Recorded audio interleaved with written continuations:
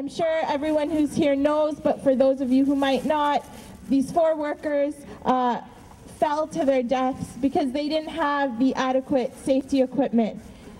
They fell to their deaths because they didn't have adequate training.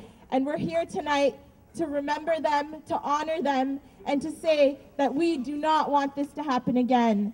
We see that one of the main reasons why this happened is because these workers had precarious immigration status. He didn't tell me about his job because he knew I'd worry about him. I think all bosses and all construction companies need to realize that worker safety comes first. Many guys who work in construction work without documents or as refugees. When this happens, they're afraid to tell the truth because they're scared of deportation. Members of Uzbek community trying to raise money to shipping his body to Uzbekistan. We couldn't collect enough money still. And when I asked the president of Metron to provide financial assistance, she agreed. She said he was going to to provide any financial and administrative assistance. In spite of that, he didn't do nothing yet. I've been one of the witnesses of this tragic event that occurred on Christmas Eve. My family and myself would like to share our deepest sympathy to the families of the 4 men. It's sad to know these families had to go through something like this.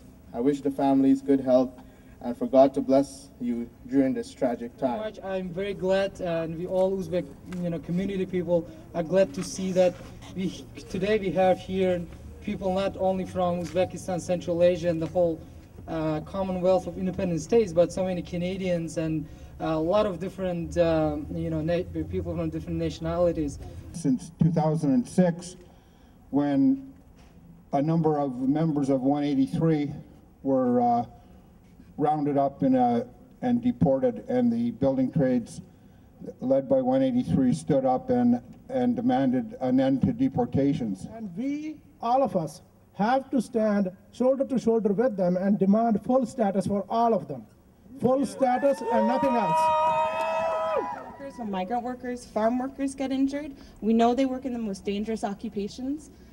When they get injured, they're sent home, and often it's right by their employers. There's no appeal process. There's no one saying, okay, have you filed a workers' compensation claim? Were your human rights respected? The law that applies to migrant workers, there's just a huge difference between the law and how it practically works out. And we need to change that. And the only way to change that is full status right now. It's really hard to talk about an investigation. It's really hard to talk about the facts when so many workers in this industry live in daily fear that they could be picked up, that they could be detained, that they could be deported, that they could lose their status. And so it's really imperative when we're calling for a criminal investigation, when we're calling for justice, when we're calling for answers, that we ensure that these workers and their families who are coming forward are protected and not persecuted. This is a labor issue. But first and foremost, this is a disgusting issue of immigration. It's an issue of how human beings are treated, not as human beings, but as commodities brought into this country year after year, hundreds of thousands. We know 50 years ago, Hogs Hollow, and the 5 Italian construction workers who died at that site. We mourned, we showed our anger, we fought, and we won victories.